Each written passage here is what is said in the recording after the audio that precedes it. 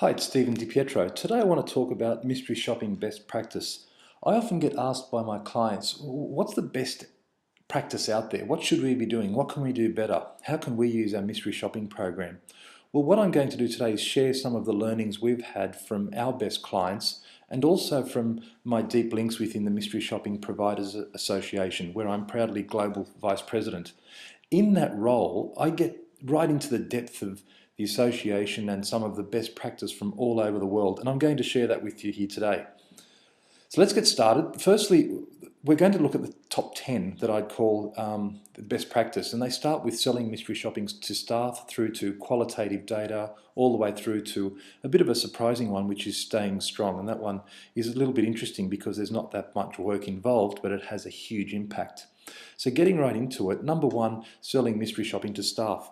Well, the best programs, they spend considerable time and effort selling to staff. Number one, they sell the aims. What's this thing all about? Why are we doing it? What's it for? Number two, what will you do with the data at a senior level? So within those aims, what are the senior managers going to do with this data? Number three, the store managers, what are they going to do with the data? And that's really important because that one drives the behaviour and how it's perceived. The mystery shopping program is perceived by the frontline staff who are ultimately the ones being evaluated. And number four, what are you not going to use the data for? Can you make a statement to say it will not be used for example, it will not be used for firing people, it will not be used for individual performance appraisal, it will not be used for whatever. And that's really important because it helps frame the program for staff and it helps answer that question of, well, what are they not telling us? Number two, ask the right questions. This is a really massive one and it could be the subject of a 15-minute video all on its own. However, asking the right questions, we'll touch on it briefly here. It's all about asking the right questions in the questionnaire. And the way you do this is by asking the customers. The best clients are asking the customers before or during a mystery shopping program to ask them what's important. So here's an example, which is quite a heavy looking graph, but what we've got here is an example being a car servicing mystery shop through a manufacturer. So what we've got here is there's a general greeting, there's a name badge, there's explaining the work, there's authorizing work and booking ahead and those types of things. Along the bottom axis, we're talking about the customer importance. So through the surveys, what do the customers perceive to be most important? And in this case, appointments being available is more important than a general greeting, according to the customers. Secondly, we look at, once the program's up and running, we look at the mystery shop scores. So where the scores are high, the mystery shopping opportunity is low. So there isn't that much room for improvement. In this example, the general greeting, it's got a high score, so there's very little room for improvement.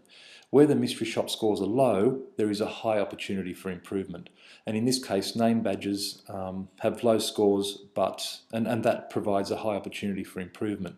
But the thing to tie this together is actually the profitability, which helps to drive what you're going to work on. The size of the boxes represents the profitability or the long-term profitability of that particular aspect. So a name badge has a smaller box and smaller potential profitability than booking ahead. If you get this whole issue of booking the next appointment right, then that leads to a direct correlation to your front line or your long-term profitability. So in this case, using the customer survey, tying it up with your mystery shop scores and your profitability, it gives you a real center of focus to work on. And that's what the best clients are doing. They're just picking on one or two things to improve, and they're not trying to get everything done all at once. But more about that later. Let's move on to the third one, which is validating the questions. Here you've got to check that the customer satisfaction tracks with the mystery shop scores. Now what this does is proves that the right questions are being asked. With everything being said, at the end of the day, if you ask the customer a few satisfaction questions in addition to the objective and mystery shopping questions and tie them together, you can see a trend. And this will tell you that you've got a good questionnaire. In this example here, what we've got along here is these bottom three columns or sets of columns are the bottom 10% of results in the mystery shop program. So their overall scores are here by quarters. So in quarter one, here's the bottom 10. In quarter two, here's the bottom 10. In quarter three, here's the bottom 10. And now the blue bars represent their satisfaction. So you can see here that the satisfaction, the subjective answers, track pretty closely to their average scores. And likewise in these right-hand side three sets of columns, they've got the high scores because they're the top 10% of results. And you can see that the satisfaction tracks almost equally with the mystery shop scores. What you do, and you can do this within the mystery shopping program, within the questionnaire, by having a few subjective questions at the end. But it's really important because what this also says is it allows these clients to talk to their staff in a way that says, hey, you might not think that what we're measuring is important, but it is really important, as you can see by what the customers are telling us. The stuff that we're measuring is the stuff that's important to them. Now, the next thing is number 4, optimizing the volumes of the shops. The less frequent shops are only appropriate for different things. What I mean by that is the less frequent shops should only be used for system and network-wide issues. And when you're getting into individuals and coaching individuals, you've got to get to a different level of mystery shopping frequency. So if you're doing semi-annual shops, the best practice here is just to use those results for those system network-wide issues. So do we have a problem with cross-sell generally over the whole network, or do we have a problem with name badges or a problem with uniforms? And that's just at a system-wide level without looking at individual stores. If you do quarterly shops, you can do that, plus you can start to look at incentive schemes, and you can look at regional issues because you've probably collected a bunch of data for each region, and you can start to look at which regional managers or business development managers need more work. When you get down to a monthly level, or more frequently than monthly, you can use it then for individual store rankings. And our best clients, they're looking at it monthly or more frequently than monthly, even twice a month, and they're looking at that at an individual's level. So what's this individual performing like, and can we do anything to improve their performance? But you can't do that at 6 monthly. Number 5, correlating to performance. So matching the mystery shop scores to business metrics. Now, although all stores and all business centres are all different sizes and ages and all those types of things, and they're in different areas, still growth is one metric that's pretty consistent, and it takes away all of the other distractions. So what we do here is we look at the bottom quartile of results, so the bottom 25% of results, what are their scores like, and then what's their growth like? And we can index those both. So this is what we see the best clients do. They index their mystery shop scores, and then they index their growth scores. And doing that for each of the different quartiles of performance, in this case you can see a real track between growth and mystery shop scores. And what this says is that those stores which follow the process, the corporate process, are the ones that are most successful. Now, this is a really powerful story to tell franchisees when they keep making, well, let's say, excuses for bad performance, or they think that they've got some problems that they don't really have. It might just be that their problem is they're not following the system. Their mystery shop scores are down here, and they're wondering why they're not growing up here. It's probably because they're not doing the things that are required at corporate level as are measured in the mystery shopping program. So that's a really cool graph that I think tells a big story about how to run a mystery shopping program and how to use it to sell improvement. Now, we're going to go on to past halfway here, using qualitative data. Now, qualitative data, I've already used a little bit of it within this questionnaire, but the qualitative data is a way of collecting information such as what would you recommend on a subjective scale of 1 to 5, what would you think? But the best companies are using this information sparingly. They're using this information in a very brief way. They're not dominating the questionnaire with them, and they're not omitting them altogether either. So there is a balance between qualitative data and objective data. And this does come back to point number 1, which is stating the goals of your program.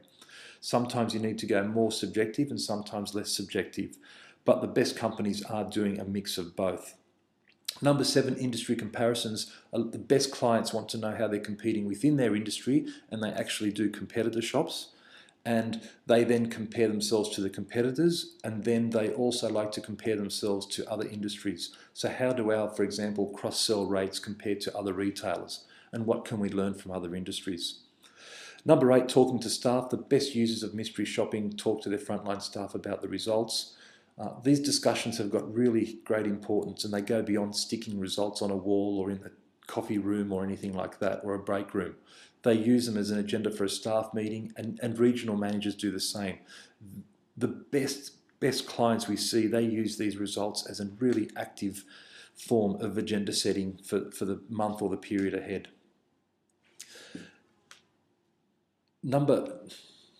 Just get myself realigned. Number 9, using the results for improvement. Many use this, there's a multi-layered approach. Now this is again probably the center of another 15-minute video, but there are steps here in who you talk to. You've got to talk to frontline managers, store managers, business development or regional managers and executives, all with a different voice and in a different way. So how do you do this? You've got to look at the measurement techniques, the surveys, the training, the communication platform, the incentives, the mentoring, the operational changes and the financial consequences. And then you have to look at those for all of those levels that I mentioned earlier. And then what we've put together here is a model for how to talk to different levels using these different aspects of mystery shopping and different aspects of, this is really a question of just management improvement more broadly than simply mystery shopping. But mystery shopping is the core, one of the core upon which all of the rest of it then builds. There'll be more about that later on in a separate interview, in a separate video. Number 10, staying strong. This is the really interesting one. The common trait of the best programs is that the client stays strong against frivolous complaints and claims for extra points. Oh, my store didn't perform well. I'm going to call head office and try to claim an extra couple of points. Those types of discussions, all they do is undermine the integrity of the program and starts to turn it into a points gathering exercise. So the best practice we see is staying strong against those types of claims. Unless you see that there's something that was absolutely wrong, then sure, you'll entertain a query, but staying strong against the frivolous.